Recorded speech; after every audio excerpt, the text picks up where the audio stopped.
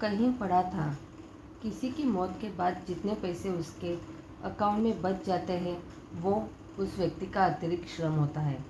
कोई व्यक्ति अगर अपने अकाउंट में 1 करोड़ रुपए छोड़कर मर गया तो इसका अर्थ यह हुआ कि उसने अपने जीवन में अपनी ज़रूरत से ज़्यादा की इच्छा की और उस इच्छा की पूर्ति के लिए ज़रूरत से ज़्यादा श्रम किया। उसे किसी भी तरह इन 1 करोड़ रुपयों की दरकार नहीं थी। यह उसके अज्ञात भय की दरकार थी कि एक ऐसे भय की दरकार कि अगर और ज़्यादा हो जाए तो शायद ज़्यादा सुखी रह पाऊँ। यह गंभीर मसला था। यह ज़रूरत और चाहत के बीच की बहुत बारीक लकीर है।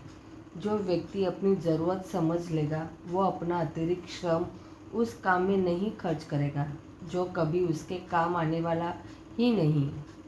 आइए आपको एक सच्ची कहानी सुनाती हूँ। एक कहानी एक नहीं 100 है, लेकिन आप एक कहानी से उस सच को महसूस कीजिएगा जिसे मैं आपको महसूस कराना चाहती हूँ। आपने कई बार ऐसी खबरें अखबारों में पढ़ी होगी कि फला मोहल्ले के फला बंगले में रहने वाले एक अकेले बुजुर्ग की हत्या कर दी गई। हत्यारे का पता नहीं चला और न ही हत्या की वजह पता चली। बच्चे अमेरिका में थे और इस हत्या की वजह का पता 3 दिनों के बाद तब चला जब कोई नौकर घर पर आया या फिर बेटे ने अमेरिका से फ़ोन किया और किसी ने फ़ोन नहीं उठाया तो पड़ोसियों के घर फ़ोन कर बुजुर्ग माँ बाप के बारे में पता करने को कहा। पता चला कि घर में उस बुजुर्ग की हत्या कर दी गई है जिसकी किसी से दुश्मनी नहीं थी, न किसी तरह की लूटपाट का इरादा था। तो आखिर ऐसा क्यों हुआ? आइए आज आपको एक सच पता बताती हूँ। अक्सर हम पूरी ज़िंदगी मारामारी करके खूब पैसे कमाते हैं। झूठ सच बोलकर, लोगों को ठग कर अपनी चाहतों से ज़्यादा बड़े आशियाने को आकार देते हैं। बैंक में अपनी ज़रूरत से 1000 गुना ज़्यादा जमा कर लेने की आपाधापी करते हैं। अपने बच्चों को विदेश भेजते हैं और अपने करीबियों को दिखा देते हैं, देखो मेरा वैभव, देखो मेरी उपलब्धि, देखो मेरी कामयाबी देखो। बच्चे विदेश चले जाते हैं, वही सेटल हो जाते हैं और फिर यहाँ के उस बंगले में बेचारा वो बुजुर्ग अकेला उस धन की रक्षा में जुटा रहता है जिसे अपनी ज़िंदगी के खूबसूरत पलों को गंवाकर जमा किया होता है। जो बुजुर्ग अपने घर में अकेले रह जाते हैं, जिनके बच्चे विदेश में सेटल हो चुके होते हैं, उस पर एक खास तरह की गिरोही की निगाह होती है। ये गिरोही ऐसे बंगलों कोठियों में अलग तरह की दिलचस्पी लेते हैं और ऐसे में एक दिन वो उस बुजुर्ग की हत्या करवा देते हैं।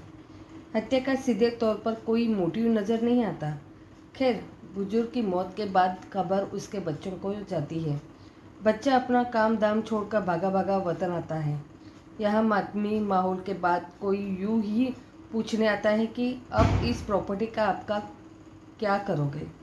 कई दफ़ा बच्चे कह देते हैं कि बाद में देखेंगे, या फिर कई दफ़ा कह देते हैं कि अब क्या करेंगे। पिताजी थे या माताजी थी, इस घर से उनका भावनात्मक लगाव था। अब जब वो ही नहीं रहे तो मैं क्या करूँगी। विदेश में रहने वाली बच्चों की मानसिकता का अंदाज लगाकर उस प्रॉपर्टी का सौदा करने आया वो व्यक्ति खुलकर कहता है कि इसका बाजार भाव तो यह हो सकता है, लेकिन तुरंत अगर बेचना चाहे तो ग्राहक नहीं मिलेंगे। ऐसे में यह इतने कम में आज ही बिक जाएगा, या फिर घर तो बुजुर्ग के नाम पर था, इसे पूरी तरह ट्रांसफ़र कराने, ये करने वो करने में कई महीने लगेंगे। आपको कई बार विदेश से आना पड़ेगा, तब कहीं सौदा हो पाएगा। लेकिन अगर आपको जल्दी है तो यहाँ दस्तखत कर दीजिए, फिर बाकी मैं देख लूँगा।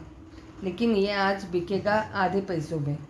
मैं इस सच से कभी वाकिफ़ नहीं होता, लेकिन मेरी ही एक जानने वाले का घर एकदम आधे पैसे में बिक गया।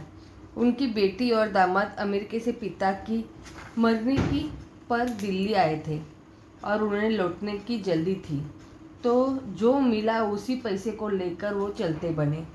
उनके पास यह जानने की फुर्सत भी नहीं थी कि उनके ही पिता की हत्या बेवजह गला घोटकर किसने और क्यों कर दी।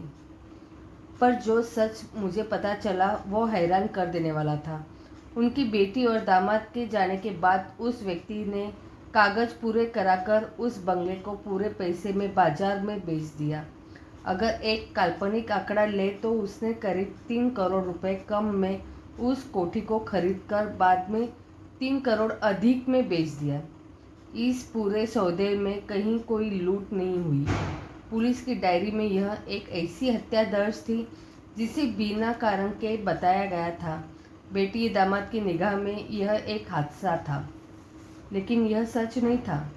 सच तो यह है कि यह 3 करोड़ की लूट थी। यह 3 करोड़ की लूट किस लिए की गई हत्या थी?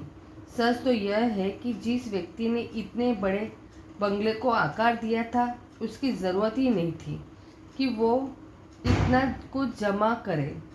उसने अपनी पूरी ज़िंदगी इस अतिरिक्त कमाई के लिए खर्च कर दी। वो चाहता था जीवन को और सुगम तरीके से गुजार सकता था।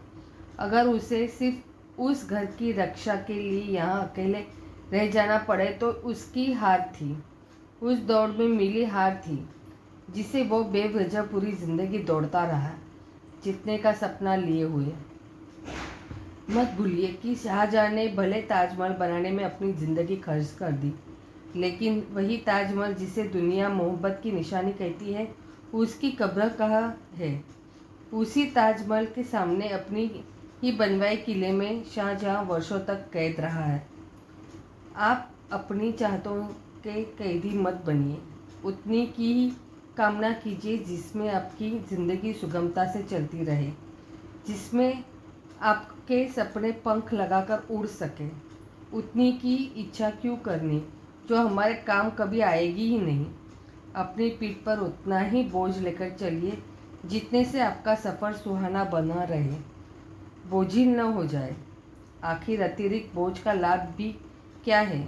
अतिरिक्त श्रम से आप और दौलत जुटा सकते हैं, लेकिन रिश्ते दौलत के सीमेंट से नहीं, प्यार के फेविकॉल से जुड़ते हैं।